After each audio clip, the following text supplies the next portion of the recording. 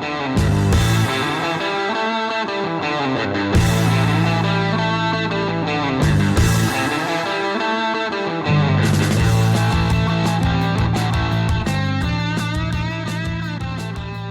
folks, and welcome to Drinking Alone with Friends, a podcast where three friends drink alone together. My name's Chris. What up? It's Todd. And I'm Obert. And today, ladies and gentlemen, we have a special guest.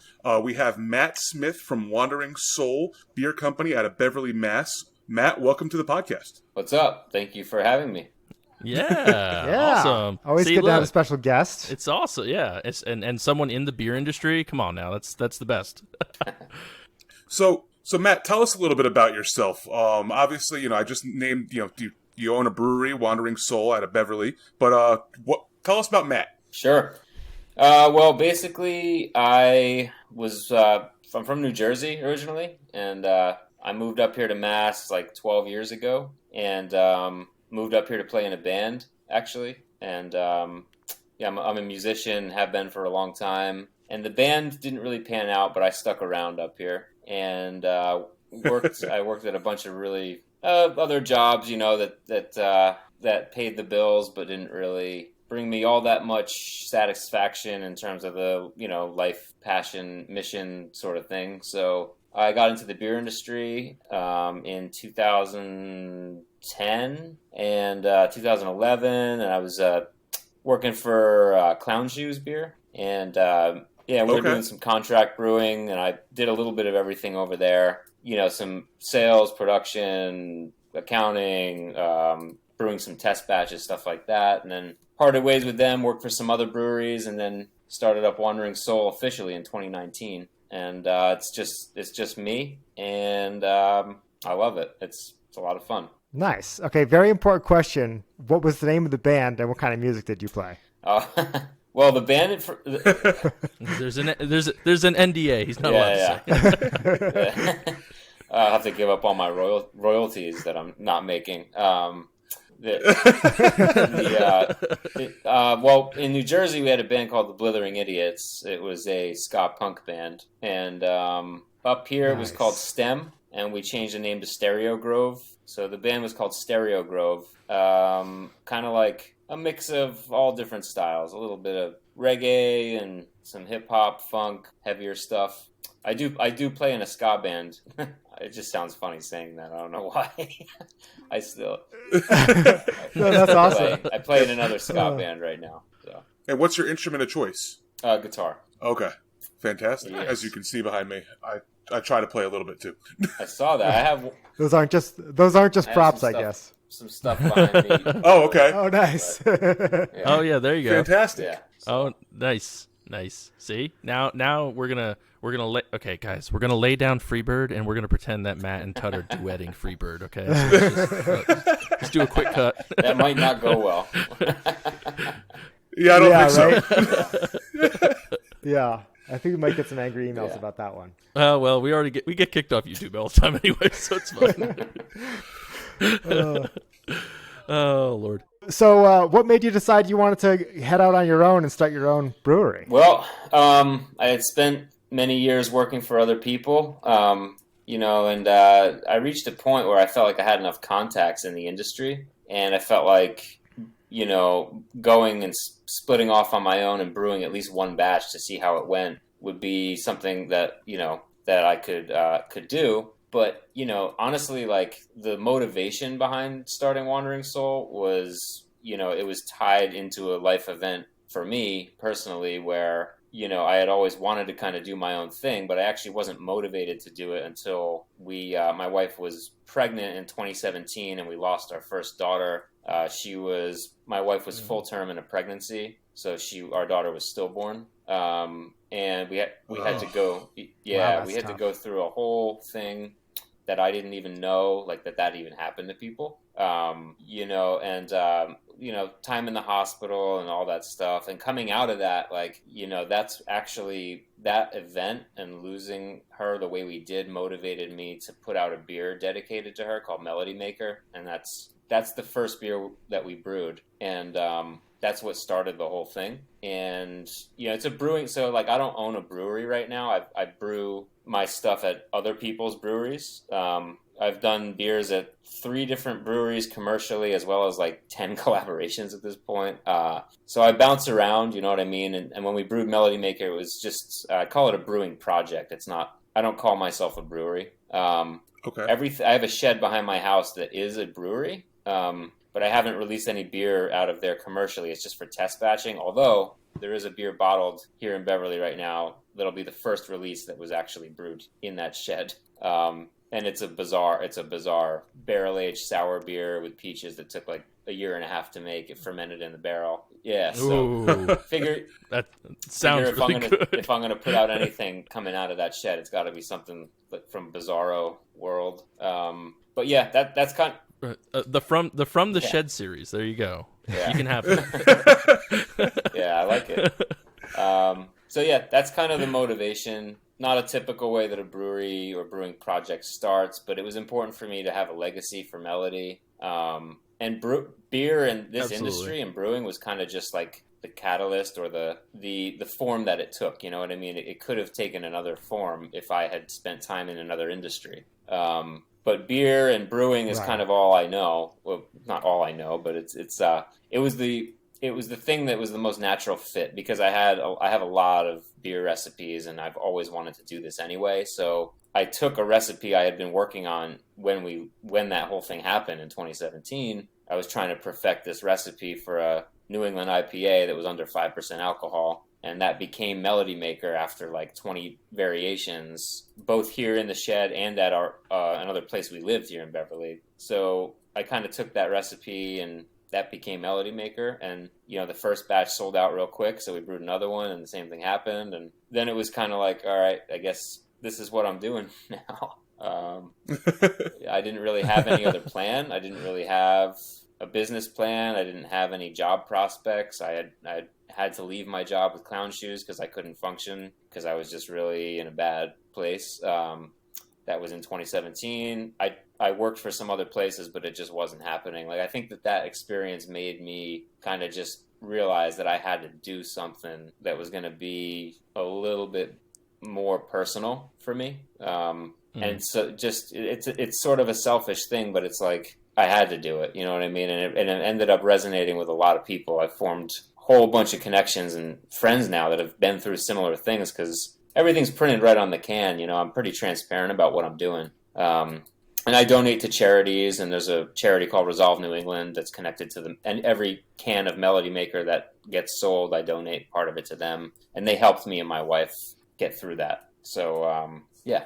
Well, that's awesome. Yeah. Wow. Yeah, that's an incredible story, and I can only imagine how hard that must have been for you and your wife to live through that. And Right. yeah, it seems like you kind of used that grief to kind of push you into this direction. Yeah, it was sort of, in a way, it was kind of the fuel. I mean, you know, I've told people this whole time I've been running Wandering Soul, it's been a way for me to process grief, but that doesn't mean I'm healed. You know what I mean? Like that.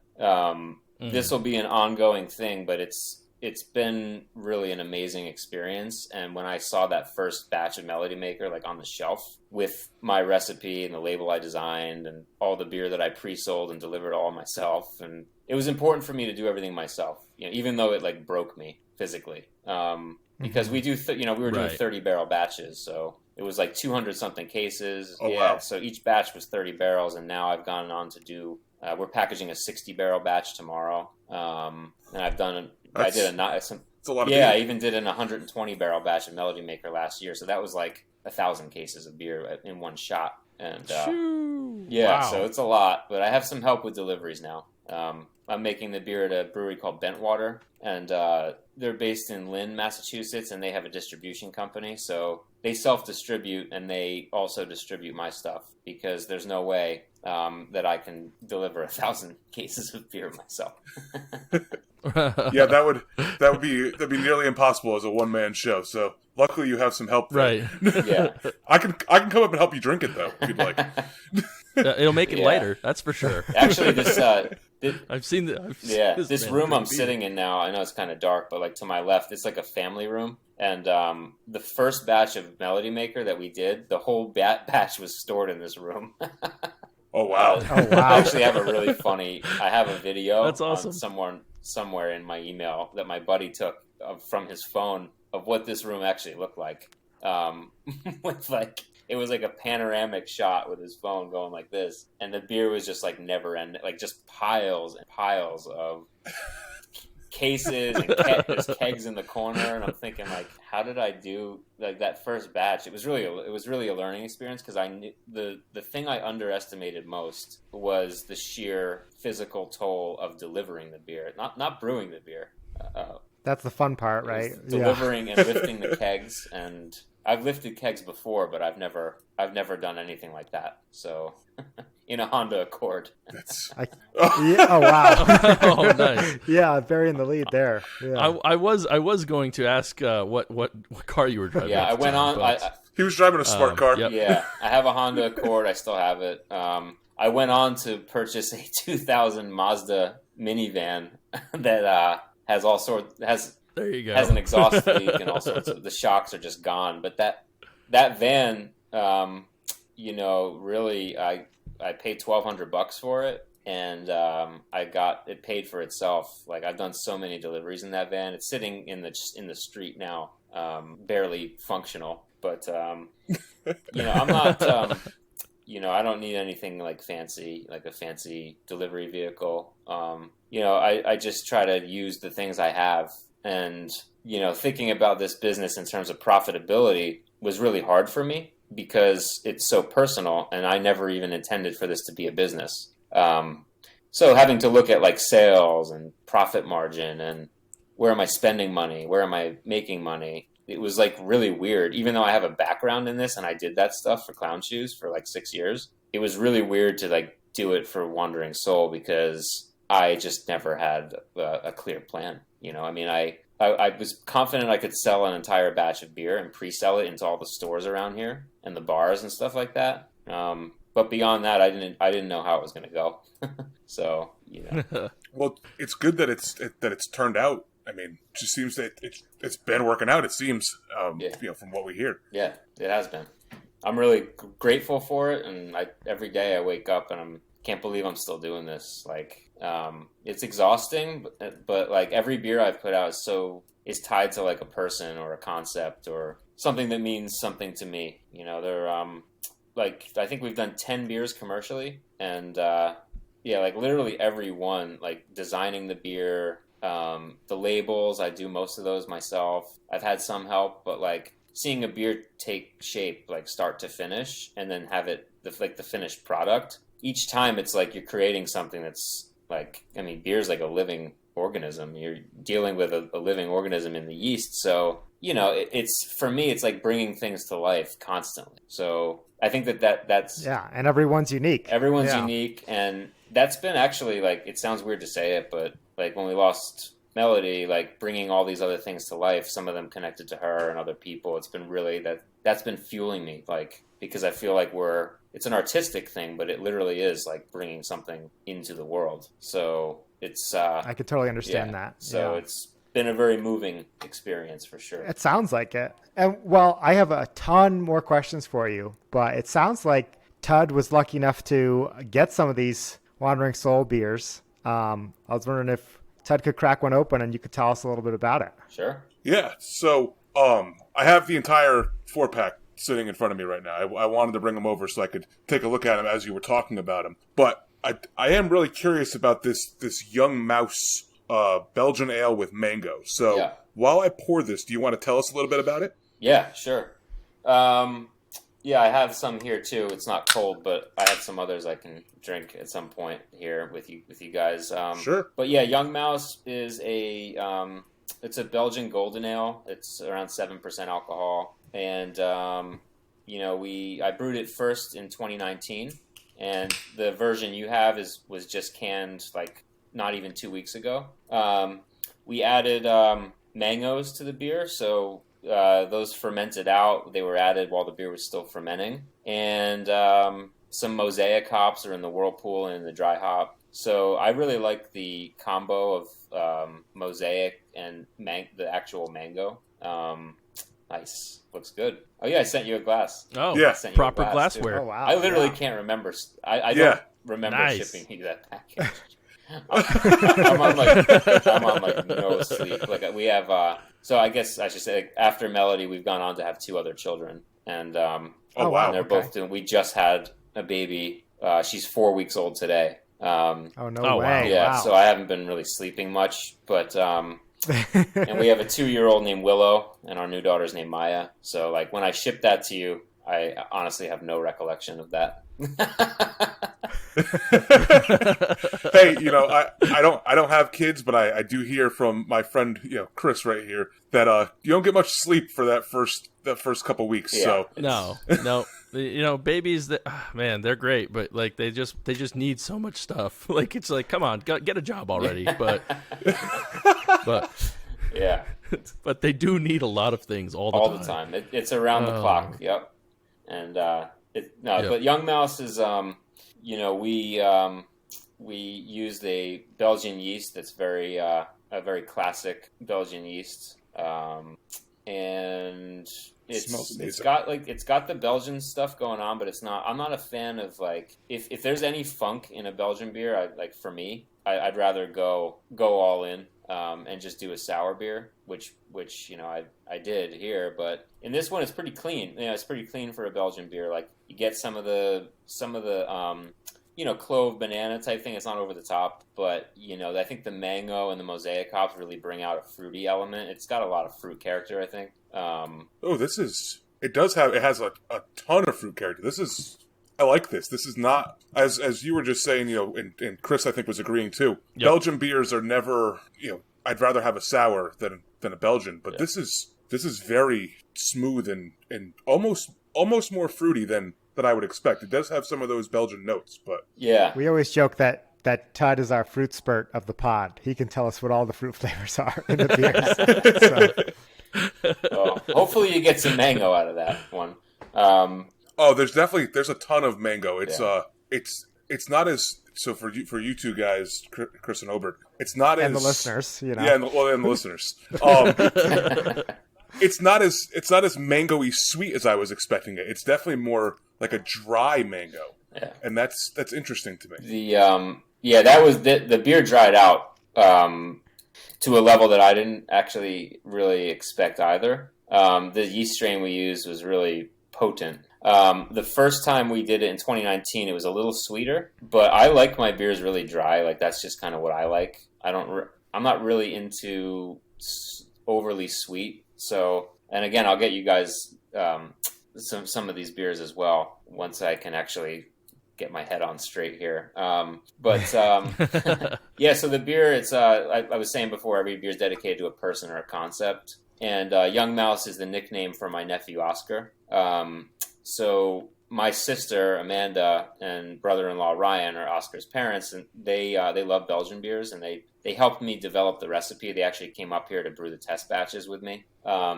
This was back in 2019. And Oscar is, I haven't seen him in a while. I really miss him, but he's an awesome kid, and he has a very rare genetic mutation that causes epilepsy and a vision impairment and a lot of challenges. And he's been an inspiration for me personally because, like, in the spirit of resilience and seeing what hands people get dealt in life and how people are able to move forward in some way, just seeing everything he's been through in his life, it's just been an inspiration for me. So his nickname is Young Mouse, which comes from the Goodnight Moon, the book, the kid's book. Okay.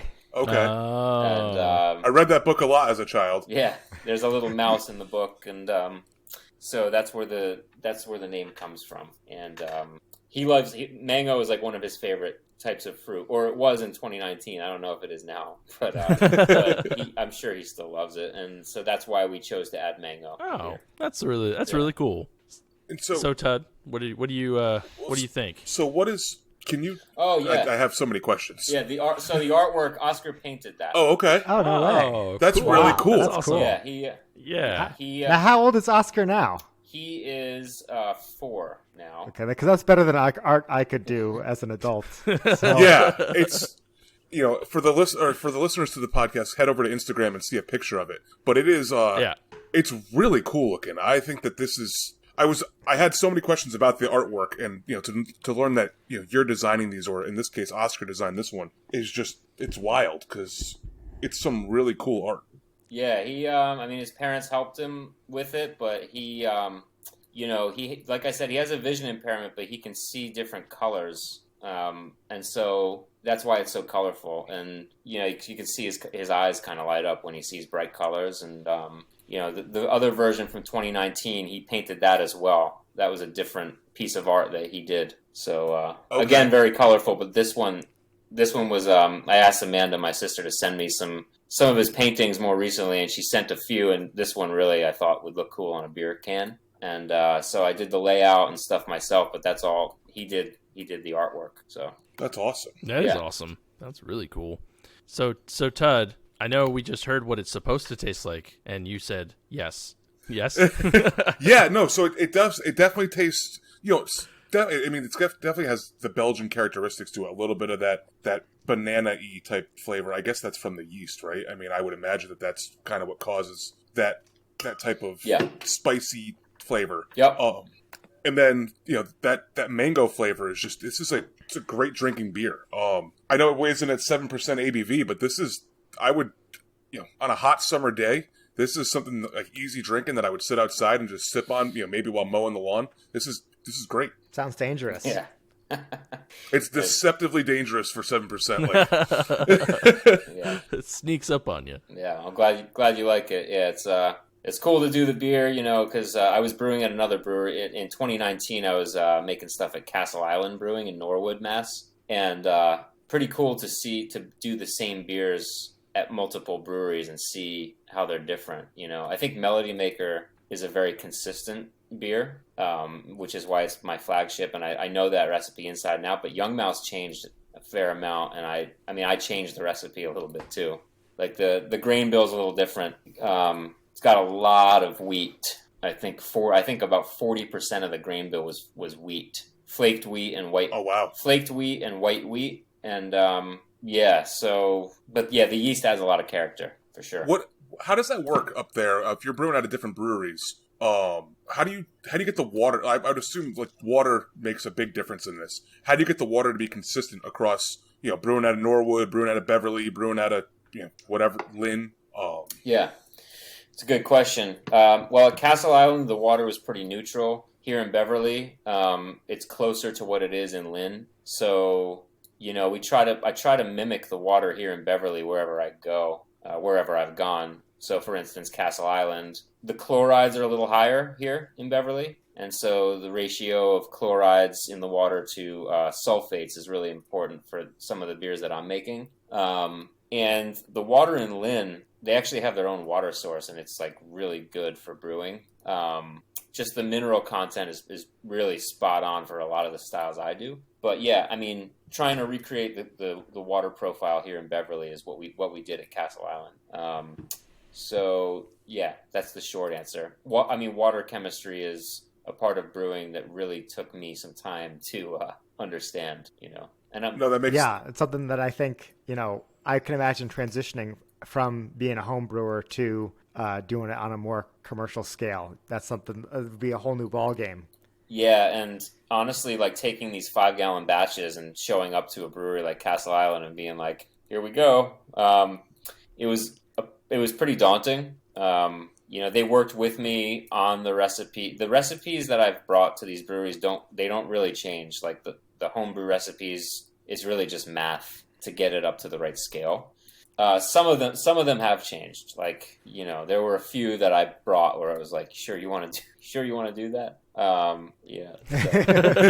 So some have changed, but for the most part, like Past Life, which I just poured the Vienna Lager, like that's like a 8 or 9 year old homebrew recipe that literally didn't change. And same thing with From the Wreckage. That's an imperial stout. That's a 10-year-old homebrew recipe that it didn't change at all. And actually, thankfully for that beer, I lost the recipe. But when I bottled it, I printed it right on the label. Oh, no way. From the first homebrew batch. So it was like a stupid clip art, like really corny label. But thankfully, the entire beer recipe was on the label. I didn't even have any bottles of it, but my friend had one bottle that had the recipe on it. So.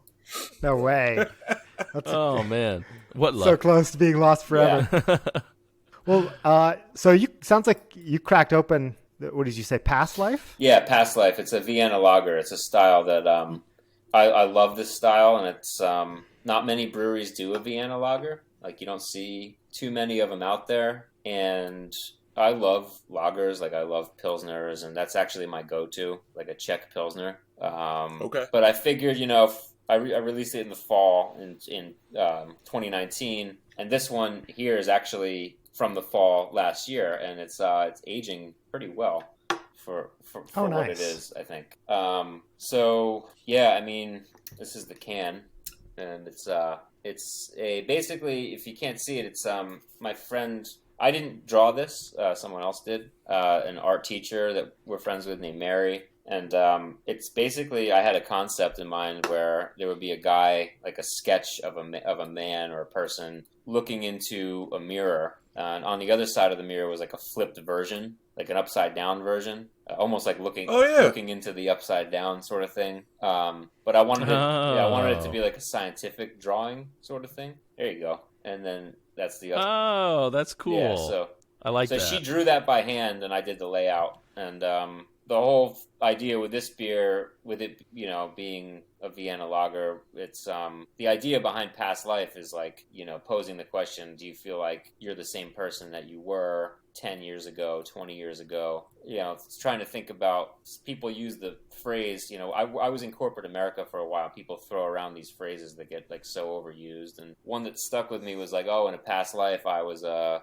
carpenter. In a past, they're not actually saying like in a past life. They're just saying like, oh, at my last job I was in right. I say that all the time. Yeah, and it's cool. I say it every day. It's fine. Like, people say that, but it stuck with me, like past life. And I started, Wandering Soul for me is a spiritual thing as well. I'm not religious, but I'm pretty spiritual. So it's basically getting into, actually who we might have been in a past life. And that's where the mirror comes in, looking into a mirror as a reflection of yourself in sort of an alternate reality. It's kind of somebody told me it reminds them of like a Tool label or a Tool song. But it kind of reminds me of like the Sober guy, the guy from the Sober music video by Tool.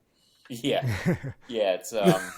It's so, yeah, basically, like, because I know for me, I don't feel like I'm the same person as I was 5 years ago. Like, I literally feel like I am in the same body, but it's not me.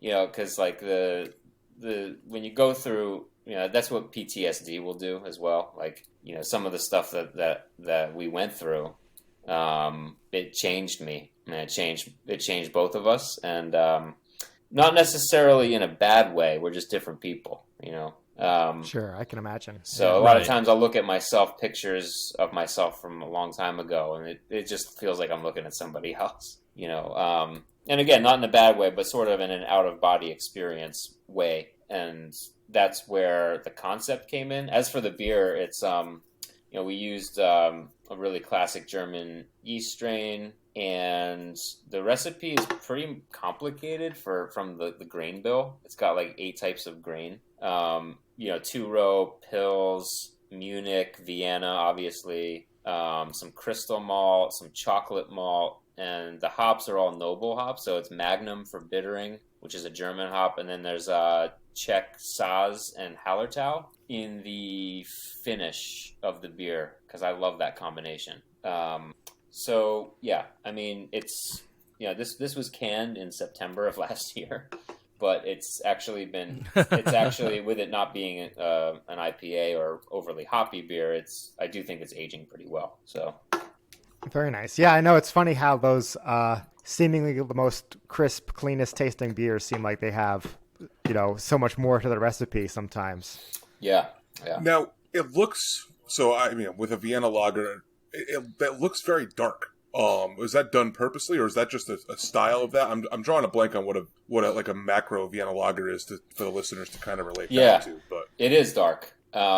it's outside the range of a typical Vienna lager. But so on the lighter side, you have Sam Adams Boston Lager, which is they call that a Vienna lager. At least they used to. That's really on the lighter side. This one's way darker. But the sort of like classic. I'm gonna get it in the light here. Yeah, like Negro Modelo. That's a Vienna lager. Okay. And that's on the darker end of the spectrum. This kind of falls in on that side of things. So yeah, Very neat. Yeah, Cool. It sounds That's awesome. yeah, Sounds pretty refreshing.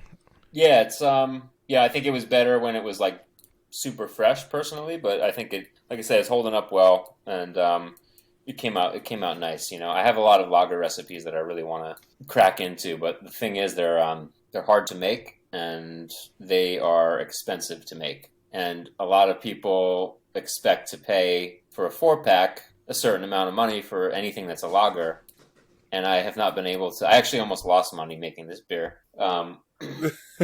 So they're more expensive than you'd think to make, and it's to get a $12 or $13 4-pack, which is all I do. You know, the 16-ounce 4-packs. Like to get a $13 4-pack of any lager for me is really hard to do. Just because the yeast, really, it's just the yeast that drives the cost. Oh, interesting. Okay, I was gonna guess that it was because you had to like store it someplace for so long. That too, for sure. Yeah. I never thought that the yeast would be the the pricey part of that. Having tried to homebrew at home, I don't. The yeast packets I think are cheap, but like if you need that much yeast, that's a lot. It's a lot of yeast. Yeah, if you think they come in literally bricks. They call them. So we used a dry yeast for this one, much like it's the same. It's the same type of dry yeast you use in homebrewing, in the little red packet or the yellow packet, or literally from the same company. Okay. But it's expensive, and the grain in this recipe is also expensive. It's just it's an expensive beer to make, and I don't make much money on it. But it's kind of got a cult following around here. Like I think people either love it or hate it. There aren't many people that. No one has said they hated it, but yeah, nobody hates lagers. Yeah. But I have some people that are really into this one. They want me to brew it all year round, but I don't think they understand that A, it's expensive, and B, it's a hard sell. Like it's not my best selling beer. It's just not. I mean I could see that. Yeah. Like the kind of the direction the industry's gone in the last few years. Yeah, like the IPAs that I've made are the best-selling beers on the shelf, just by virtue of it being an IPA and being here in Massachusetts. But it was important for me to put this one out because it's a recipe I really like, and it goes back a long time. Very nice. I always like to ask. Obviously, we are.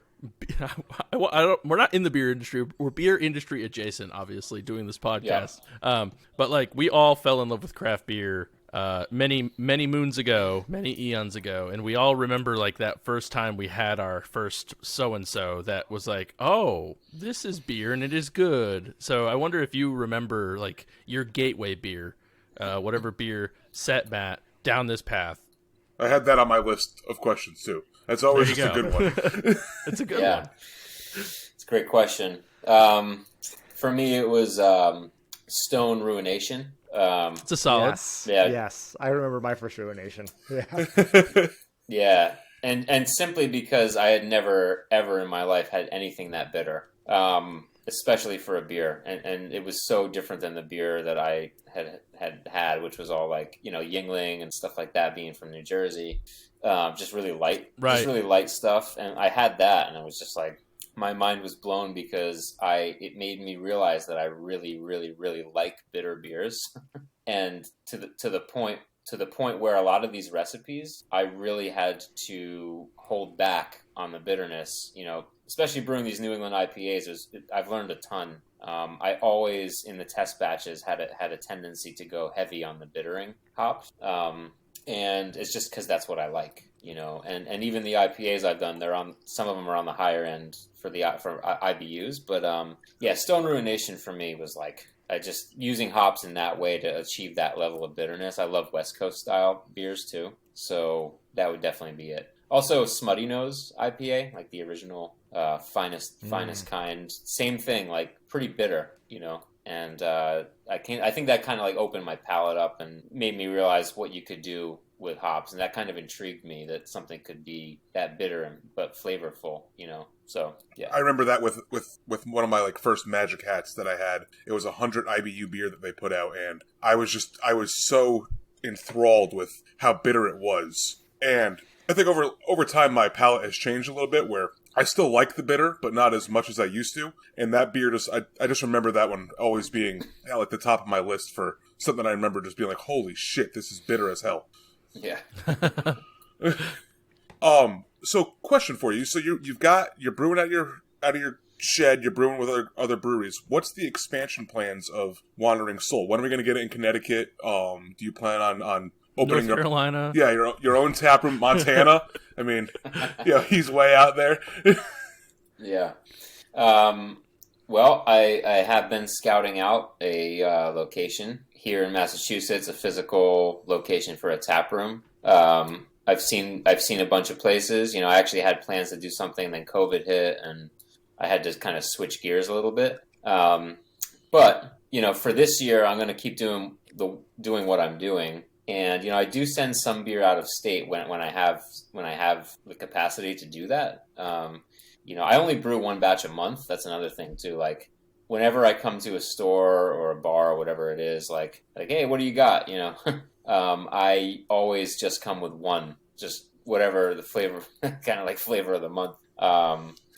Yeah, I just learned from my time at other breweries that like approaching a beer buyer with 10 different styles of beer when you're entering a store that probably already has 500 brands maybe of beer.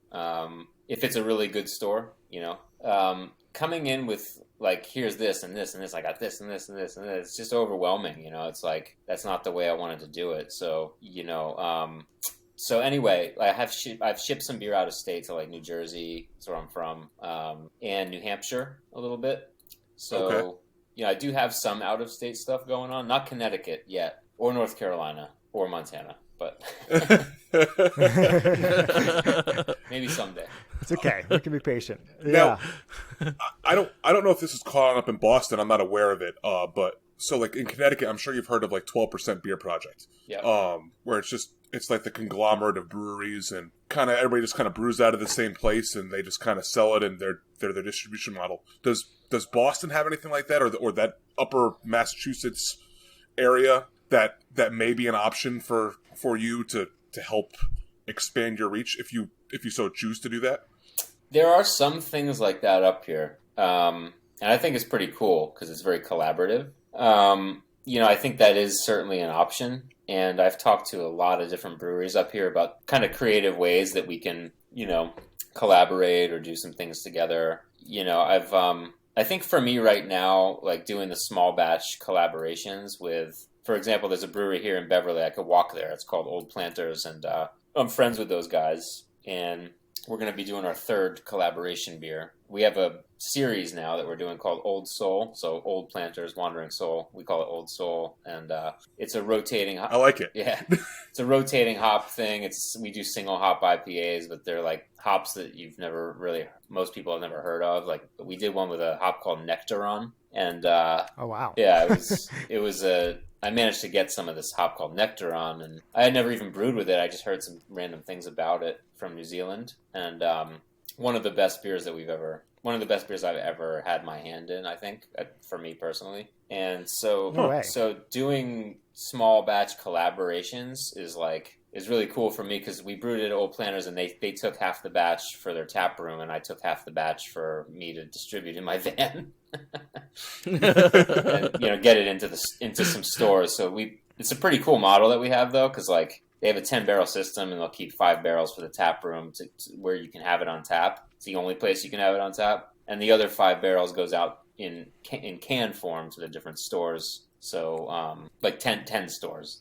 I'll pick 10 of my favorite stores. So I think doing stuff like that is really cool. And also, it's like I'm working with friends here. Like the guys at Old Planters I've known for many years now, and they used to. Two of the guys were brewers at Ipswich Ale, and when we were making clown shoes, we were making clown shoes at Ipswich Ale, and so like that's when I got to know those guys, and that goes back many years now at this point. So I love doing the collaborations. We have a lot of fun. So I poured the stout. Cool. From the wreckage. I see it's 10.5%. Tell me a little bit about this beer. Have fun. Seems. It's an imperial stout. There's no additives. Like there's no chocolate or coffee or barrel aging or anything like that. It's just a base recipe for an imperial stout that, again, I kind of drew from my roots of like really liking bitter beers because it's pretty bitter. It's more of like a West Coast style stout, and it's got nugget hops, Columbus hops, two like old school, like really bitter hops, and the grain bill is also, it's a lot of different things going on. It's pretty roasty. It's very roasty. It's bitter. It's a powerhouse beer. You'll get maybe a tiny bit of alcohol out of it, like in the flavor, but I think I kind of drew from my roots, like with Clown Shoes. Like we did a lot of stouts, and for me, it's kind of like in that realm. So, and I know you mentioned how every beer has a story behind it. What's the story behind this one? Well, my wife actually came up with the name for this one, and there's a song, and I always forget the name of the band, always. But there's a line in the song that's from the wreckage build a home, and the label is like a blown out building with a little plant growing out of the rubble. And so the concept behind it is like, it just symbolizes hope, basically. Like the cracks in the pavement, you might see a little plant growing through a crack in the pavement, and it's it's like even when things are shattered and it seems like everything is broken around you, like life continues, and it comes out of places that have been broken and shattered. So that's kind of like a metaphor for some of the things that we went through, and that's where the name came from. It used to be called, the homebrew batch was called Backbreaker, and so that just didn't feel right for a Wandering Soul beer. So we changed the name, but the original homebrew recipe was called Backbreaker, and that was, like I said, about 10 years ago, came up with that recipe. It's very, like, I like this. I usually like stouts to have a little bit more adjuncts in them. I was just at a Barreled Souls beer party this past weekend up in Saco. But this drinks, I thought for sure you were going to say that there was something in here. It definitely tastes very, I guess it's just the bitterness, but it very tastes a lot like cacao, right on right on your tongue when you're drinking it. It's there's a lot of chocolate malt in there, which I really like. There's some roasted barley, there's some crystal malts, there's some two-row, there's some, I think, Vienna. I mean, so like that's the funny thing. Another reason why I did a Vienna lager is that I think almost literally every beer I've put out has Vienna malt in it. Even the IPAs and even Melody Maker. It used to be doesn't with this other IPA, but basically every other beer I put out has Vienna malt. So I know that stout does too, and I just love it. Like it's my favorite malt, my favorite grain to work with, because you can use it in anything, and it's so distinct, and it brings an element. It's a tad sweet, but it adds some character to it. It's my favorite grain. I feel like that's becoming. I feel like that's like the old man in me or something. It's like, I gotta have my Vienna malt in there. That's just your signature. Yeah, like every beers, I guess. Every right? brewer has like their thing, like their signature style, and I guess that's becoming mine. This is I can't say it enough. I really like this one. This is I can definitely. I think I'm going to regret drinking a 10.5% beer after a 7% beer, but it's Memorial Day. Yeah, you didn't have to work today. Still a holiday. Yeah, that's true. Right. No, this is when you go when you are you going to use this as a derivative for other beers too, or are you going to leave this one alone and create a new recipe when you move on to other stouts? I'll definitely. I want to do a barrel aged version of this for sure. Yeah, because I think I like it. Yeah, I think it would go real well in a barrel. I was trying to pull it off, but we just couldn't I just didn't have anywhere to store the barrels. I mean, this is part of the problem with not having my own brewery is I need to be, and I would hope that I am, respectful of the time and capacity and space and the rules of the other places that I'm making beer at. And I really try hard to stay within all that. I'm not trying to step on any toes. I'm privileged to be able to have the opportunity to go to some of these places and make stuff. And so, to store a bunch of barrels of Bentwater, I did ask them because one of my best friends is the head of production over there, and he's the one that kind of brought me. He was also at Ipswich Ale, so it's like from back in the Clown Shoes days.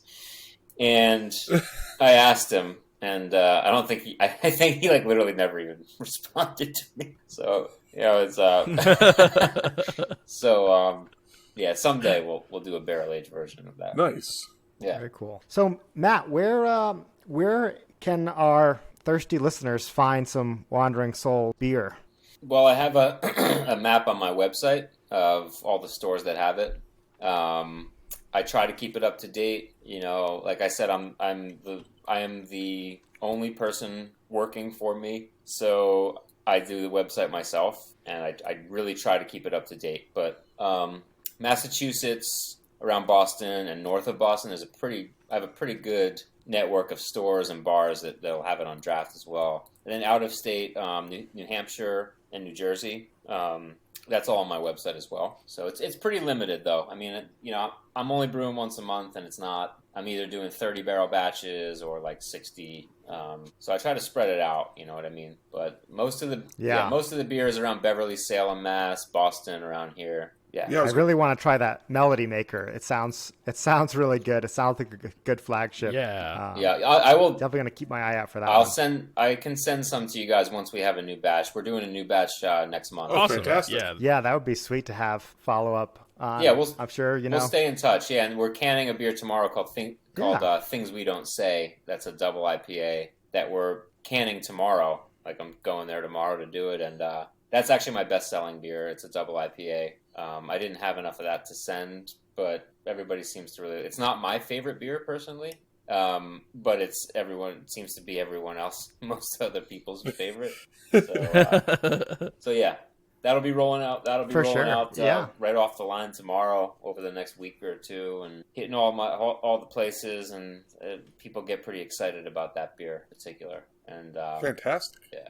So yeah, Massachusetts listeners, people nearby Massachusetts, check out the website. What is your website? It's just wanderingsoulbeer.com. I'm going to say, I'm on it right now. I think you're selling yourself short with how many package stores there are around here. I see a lot of blue dots. Yeah. Around you, at least.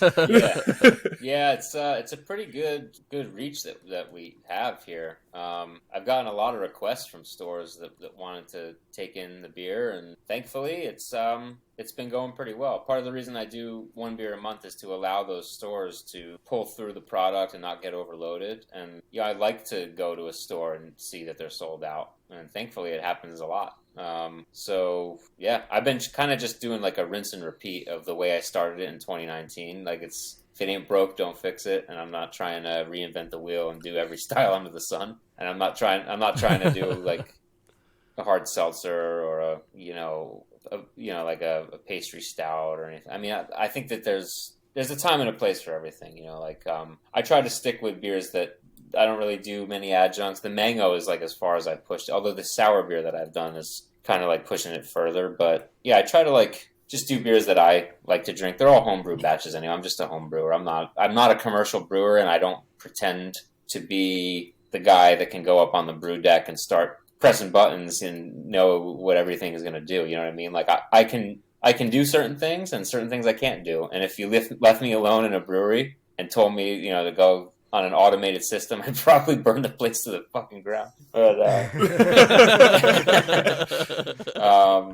because I just have a homebrewing mentality, and I try to keep the do-it-yourself ethos. Some of these beers I've made at home have like literally broken me physically. Like I said, making that sour beer here was definitely, I learned a lot. I threw out my back so many times. When you have to call your neighbor to help lift a 25-gallon barrel full of beer in an office that's propped up on like an office chair because you didn't realize that you have to use gravity to get the beer out of the barrel, so you had to figure out a way to lift it to get the beer out. And like my neighbor had to come and like help me hoist this thing like up onto like an office chair just so I could siphon the beer out of it. I mean, it's just like Lord. like it's just ridiculous that beer came out the way it came out. I was going to say now I understand a little bit more about why you had the name Backbreaker for the homebrew batch originally. Yeah, that's the original. That was literally like the first time I ever threw out my back was making that beer. And I remember I had to go on a flight the next day. I was lifting a bucket of beer down the basement stairs, and I was like, bent down, and I didn't realize it, but I had really screwed something up in my back. And I woke up the next morning and I couldn't move, and somehow I got myself on a plane, and I was in Pittsburgh. And I woke up the next day in the hotel, and I was like, I can't do this. But I drove from Pittsburgh all the way across the state of Ohio and back to Pittsburgh in a week with my back just being completely like just wrecked. And it's why we do what we do. It sounds like it. Yeah. So I think we have some listeners out there, and this is probably a good piece of advice to end the podcast with. If you are a home brewer and you wanted to get started, do you recommend building your own homebrew kit, or do you recommend like buying like a Grainfather or like a anvil type system? It's a good question. I've brewed on some of those systems before, and I think you can, brewing is like anything else. Like you can have a really fancy system and still not know what you're doing, or you can. Sorry to put it bluntly, but or you can have like my homebrew setup here is not very advanced in Beverly. It's all about trial and error. I mean, you have to make the mistakes before you realize where you screwed up and what you'll never do again. And what I'd recommend to anybody is just get the Charlie Papazian's Complete Joy of Homebrewing, I think it's called. That's like the Bible for homebrewing, and that's what I use. And just read the book start to finish and just do what he tells you to do. And you can. I'd recommend starting with a kit though, because jumping right into all grain brewing is pretty daunting. Like I started with a kit, and then I did like brew in a bag. We're using a muslin bag, and then I jumped into all grain, and then I never looked back. But to jump right into all grain brewing, unless you have the knowledge, like you need to understand, like here's why, like here's the grain, and here's why you need to run it through a mill, and here's why you need to heat up the water, and here's why you need to drain that water out and into a brew kettle. Like the knowledge of how a beer is made is really important before you get into the process. And it's fun. Like learning how beer is made is just as fun as making the beer, I think. Because you can do anything with it. I mean, you can literally do whatever you want, and you can screw it up in every which way. Believe me, Chris and I have screwed up a few batches. Oh yes, we have screwed up some beers. Me too. Me too. I could tell you plenty of stories of lost security deposits in apartments we've lived in, blowing up bottles, and setting the kitchen counters on fire, and and also like beers that are infected and exploding. I mean, I've dumped so many batches, but it's been a while since I've had to dump anything, just because like you end up learning, and half the time with home brewing it's just something wasn't clean, and right. It's one of those things where like everything really needs to be clean, and if it's everything the beer touches after it gets cooled down, and most of the time I've found that that's where the problems occur, for sure. Cleanliness. Yep, gotta keep things clean. Yeah. Mm-hmm. Sandstar is your friend, or Star Sand. Star Sand is yeah. your friend. Oh yeah, definitely. All right, Matt. Well, thank you so much for coming on the show tonight. Thank you. We really appreciate you joining us. And you already mentioned your website. Anywhere else that our listeners can find you, social media wise, or anywhere else? Everything is just at Wandering Soul Beer, and everything comes right to me. If you message me on Facebook or Instagram or my website, it all comes right to me. So I love hearing from people. I really do. I get very excited anytime someone messages me. I'm honored that like people care enough especially if they read some of the backstory to this thing. Like I said, I never planned on doing this for a living.